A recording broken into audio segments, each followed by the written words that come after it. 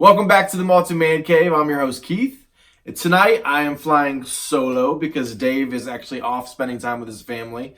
His beautiful wife, Hallie, just gave birth to their third son. They have a healthy, beautiful son named Beckett, so he is off spending time with his family, as he should be. But the show must go on, and I actually have something very, very special for you guys tonight.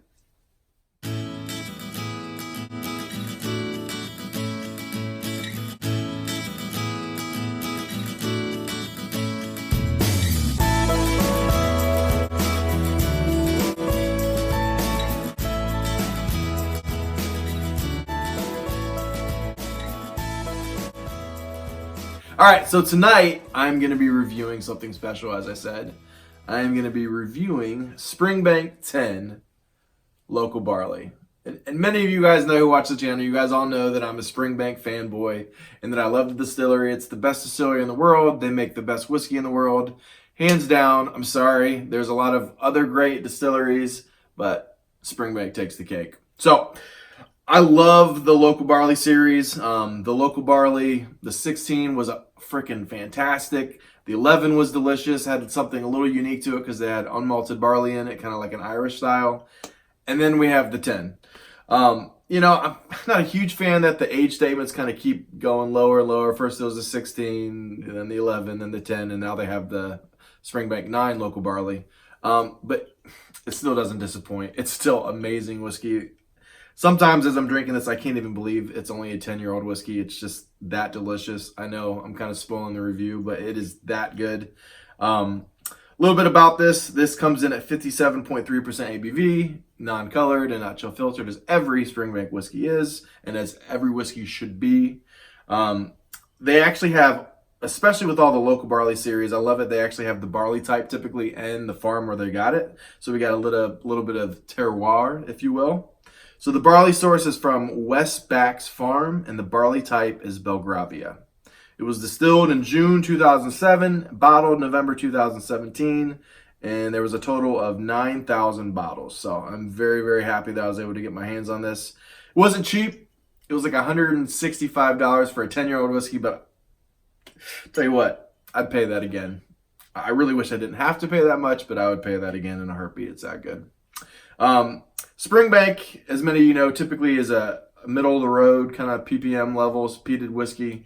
I think it typically comes in around 20 ppms, parts per million phenol levels.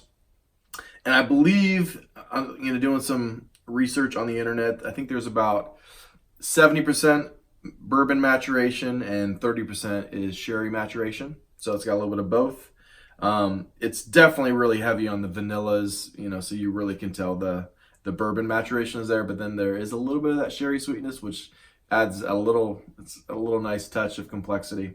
So, without any further ado, and enough of me blabbing, let's get into some whiskey.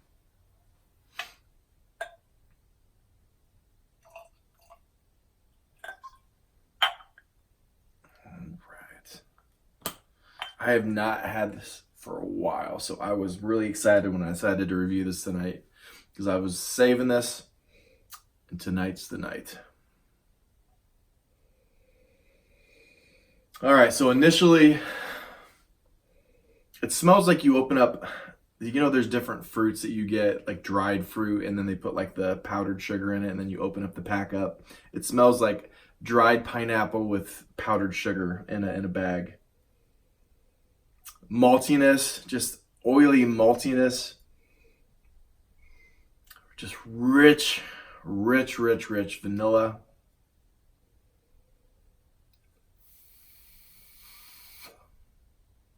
This, and I think you get it more on the palate than on the nose, but because I have obviously drank this dram and I know what it tastes like on the palate, I can smell it too because I know it's going to come on the palate. This is one of the most buttery whiskeys that I've ever had, and that's what really makes this whiskey stand out and makes it exceptional. It's just so stinking buttery, like buttered biscuits just drenched in butter. Cream puffs, get a little bit of that sweet creamy cream puffs with a little bit of the bread or whatever, the kind of croissant like texture they make cream puffs with. A little bit of floral pops through. My best guess is buttercups. Then again, I get this with a lot of bourbon maturation, especially with Springbanks that have bourbon maturation. I get like a vanilla or banana laffy taffy, which I love. So it really makes me like this whiskey. Apples, a little bit of the peat, kind of oak maturation comes through with it's like cedar wood shavings. Man, this is good stuff. I'm so sad that I'm almost gone. I'm going to save that for Mike, and I don't want to. Juicy fruit bubblegum.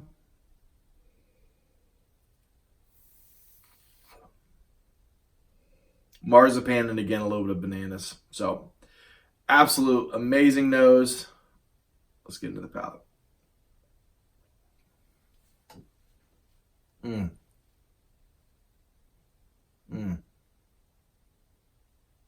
Daddy like.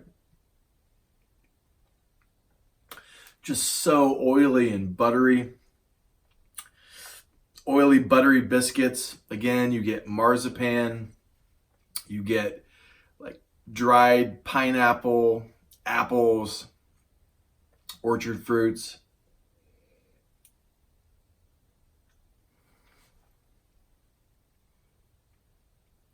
Butterscotch candies, a little bit of limestone. I don't know. I was recently cleaning out our water heater. We live in the Midwest in Ohio, and we get lime scale that builds up, and so I was sucking it out, you know, because it ruined one of my elements.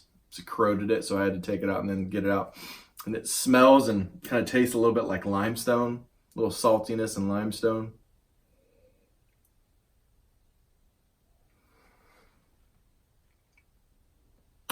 All right, so my sister is married to an F-16 fighter pilot, and they were stationed out in Hawaii. And a lot of people know this, the Dole plantation is out there. And if you go to the actual plantation where they grow the pineapples, they have Dole pineapple ice cream. And it is just one of the most amazing things to taste, you know, when you're actually there and it's fresh and they make it fresh from the fresh pineapple. It's just just an amazing, strong, delicious pineapple ice cream.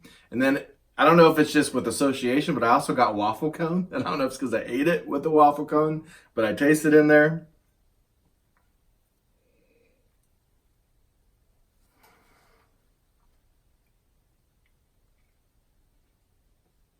Again, vanilla Laffy Taffy. Then you get a little bit of that Springbank funk. It's just barely there. It's not real strong in this, but just a little bit of that Springbank funk with some dirty soot and some diesel fuel.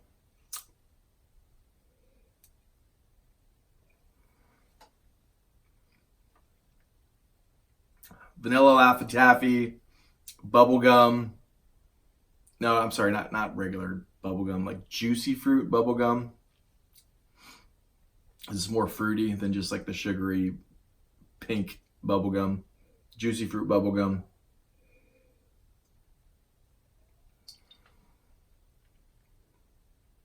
Bananas. Peach bellini, like like the fruity kind of girly drink, although I love them. Yeah, I don't know why, but I love peach bellinis in it. I actually taste a little bit, and it's delicious. Peach bellini with some diesel fuel in there, some soot. Absolutely amazing stuff. And then lastly,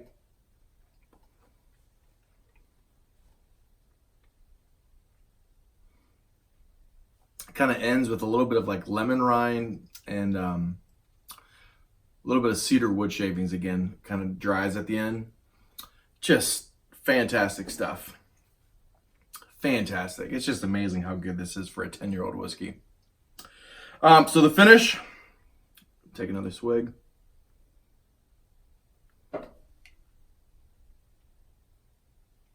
Again,